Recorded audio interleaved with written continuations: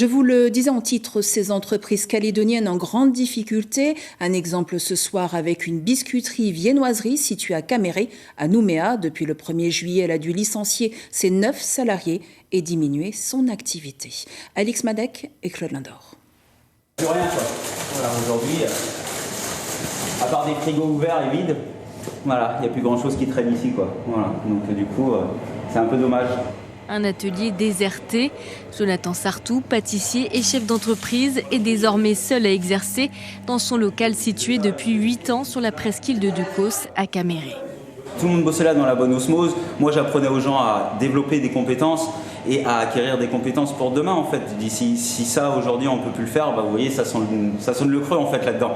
Fermé au mois de mai, il a rouvert en juin, mais n'a réalisé que 15% de son chiffre d'affaires mensuel. Conséquence, il a dû licencier ses 9 salariés. Aujourd'hui, le problème, c'était l'accès, quoi. C'est la complicité du couvre-feu, l'accès à l'entreprise, c'était compliqué aussi, quoi. Donc, du coup, aujourd'hui, on essaye de reconstruire doucement, mais retrouver une activité comme on avait avant. Déjà, rien que par l'économie, c'est plus possible. À 39 ans, il se retrouve donc seul à essayer de reprendre l'activité. Avant la crise, il produisait 18 références de biscuits et de viennoiseries à destination de 40 clients, stations-service, cafés et snacks sur l'ensemble du territoire. Il y en a beaucoup qui ont brûlé, il y en a beaucoup qui ont fermé aussi, parce que la crise, elle passe partout. Donc là-dessus, voilà. Et c'est surtout pour récupérer ce qu'on nous doit aussi, parce que la crise a fait son effet. Et aujourd'hui, on a du mal à récupérer ce qu'on nous doit. Ça devient très très compliqué, quoi, parce que l'avance de trésorerie, c'est toujours au gérant de l'affaire, quoi. Et on est déjà, voilà, la corde au cou, quoi, presque. Le chef d'entreprise a sollicité une aide de l'État à hauteur de 900 000 francs. Et malgré les nombreuses difficultés, il ne perd pas espoir. J'ai mis 8 ans à forger voilà, ce que j'ai fait aujourd'hui et ce qu'il y a autour de vous. Si je dois le fermer, c'est un crève-cœur, quoi. Donc on va tout essayer pour pas le fermer, quoi. On est artisan avant tout dans l'âme, industriel aussi un petit peu en Calédonie avec des petites entreprises. Mais on doit se tuer à la tâche avant de dire qu'on a échoué, quoi. Une tâche qu'il effectue désormais les volets entièrement fermés pour préserver sa sécurité. Et pour en parler ce soir, notre invité est le président de la Fédération des industries de Nouvelle-Calédonie, Xavier Benoît. Bonsoir. Bonsoir. Donc on l'a vu dans ce reportage, cette entreprise finalement qui est spécialisée dans la fabrication des biscuits et viennoiseries a perdu et n'en est plus finalement qu'à 15% de son chiffre d'affaires. Combien recensez-vous d'entreprises adhérentes de la FINC dans ce cas ? Aujourd'hui, on a à peu près 200 entreprises qui sont adhérentes à la FINC. Ça représente à peu près 7000 salariés, puisqu'on a des entreprises de toute taille qui sont adhérentes. Et en plus des entreprises qui ont subi des exactions, qui ont été brûlées, qui ont été pillées, on voit qu'aujourd'hui, on a 70% de nos adhérents qui sont en grande difficulté parce qu'ils ont perdu du chiffre d'affaires. On a une économie qui est en train de s'écrouler et la difficulté, elle est là aujourd'hui. Alors, le Grand Nouméa et plus précisément Nouméa, finalement, sont les plus touchés. Qu'en est-il au niveau de la province des îles et la province Nord ?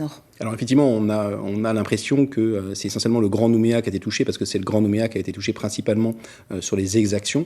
Mais en fait, l'écroulement de l'économie calédonienne et l'écroulement pour nos adhérents, c'est partout en province Nord et en province Sud, avec en plus de grandes difficultés pour circuler entre les différentes zones du territoire, et ça ne fait qu'aggraver la situation. Est-ce que vous avez déjà finalement établi un montant global de ces dégâts ? Alors on n'a pas de montant global, parce qu'on est toujours, et ça il faut quand même qu'on arrive à le comprendre, on est toujours en pleine crise aujourd'hui. La crise continue, on est en train de s'écrouler. On n'est pas en train de réfléchir aujourd'hui à la reconstruction, on est en train de réfléchir à comment sauver le maximum de ce qu'on pourra sauver. Donc je pense que l'évaluation, elle viendra après, quand on sera effectivement sur la phase de reconstruction. Chaque entreprise a ses propres problématiques. Est-ce que les assurances finalement jouent le jeu ? Aujourd'hui, on a la problématique donc avec les assureurs pour ceux qui ont fait l'objet de destruction, de pillage, ou ceux qui ont perdu de l'exploitation. Donc effectivement, il y a quand même un combat avec les assureurs. Effectivement, ce que nous rappelons, on a 2 grosses problématiques avec les assureurs. La première, c'est pour ceux qui ont fait l'objet d'exactions et qu'ils soient remboursés le plus rapidement pour qu'on puisse injecter de la trésorerie dans l'économie calédonienne. Et puis le deuxième problème, c'est ce qu'on appelle la clause émeute, qui est en train de disparaître de nos contrats. Et s'il n'y a plus de clause émeute dans les contrats d'assurance des entreprises calédoniennes et des industriels calédoniens, à ce moment-là, il n'y aura plus de prêts par les banques, donc on est sur un cercle vicieux. Est-ce possible de se réassurer actuellement? Aujourd'hui, on peut se réassurer, mais aujourd'hui, on ne peut pas se réassurer avec une clause émeute. Et si on ne peut pas se réassurer avec une clause émeute, ça veut dire qu'on ne pourra pas emprunter pour continuer son activité. Au niveau des banques, justement, tolèrent-elles des retards concernant le paiement des emprunts, par exemple? Alors, on n'est pas sur une tolérance de retard. Il faut que les entreprises demandent des reports d'échéance à leurs banques. Les banques sont plutôt, s'adaptent plutôt aux besoins des entreprises. Mais on est dans une course contre la montre aujourd'hui. Quand on a un report d'échéance, généralement, c'est un report d'échéance de 3 mois. Et là, les 3 mois, ils vont bientôt se terminer. Et donc, si on n'a pas réussi aujourd'hui à stopper cette crise et à inverser la tendance, on va engager une crise économique sans précédent pour la Calédonie et une crise sociale sans précédent. La fiscalité, finalement, et les charges sociales sont aussi un problème. Alors, je dirais quelque part, ce n'est plus un problème pour les entreprises parce qu'aujourd'hui, les entreprises qui sont en difficulté, elles n'ont plus les moyens de payer leurs charges sociales et leur fiscalité. Par contre, ça devient un problème pour la Nouvelle-Calédonie puisqu'évidemment, elle n'a plus de recettes fiscales. Concernant les salariés de ces entreprises, combien sont concernés par le chômage partiel et le chômage total?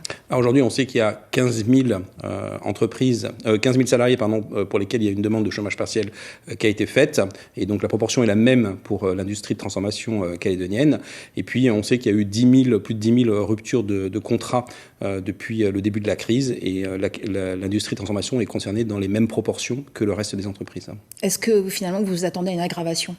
Oui, je pense qu'on n'est pas encore au creux de la vague. Je pense que les 2-3 prochains mois, on va avoir une aggravation de la situation, puisque je le disais, on est en train de perdre la course contre la montre parce qu'on n'arrive pas à inverser la tendance et on n'arrive pas à injecter de la trésorerie dans l'économie calédonienne. Alors très rapidement, Xavier Benoît, quelles sont finalement les solutions que vous attendez?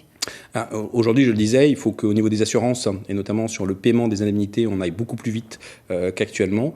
Il faut qu'avec l'État, on arrive à adapter les aides de l'État de manière très rapide. Et j'aurais dû commencer peut-être par le début, il faut qu'on rétablisse la sécurité, parce que sans sécurité, nous ne pourrons pas redémarrer nos activités. Et enfin, il faut éviter de prendre des décisions qui sont inadaptées. J'en ai 2 en tête. Aujourd'hui, mettre en place une taxe sucre serait une bêtise sans nom pour la Nouvelle-Calédonie. Et puis, en matière d'alcool, il faut qu'on arrête d'interdire ce qui aujourd'hui n'est plus nécessaire d'être interdit. Xavier Benoît, merci d'avoir accepté notre invitation. Merci.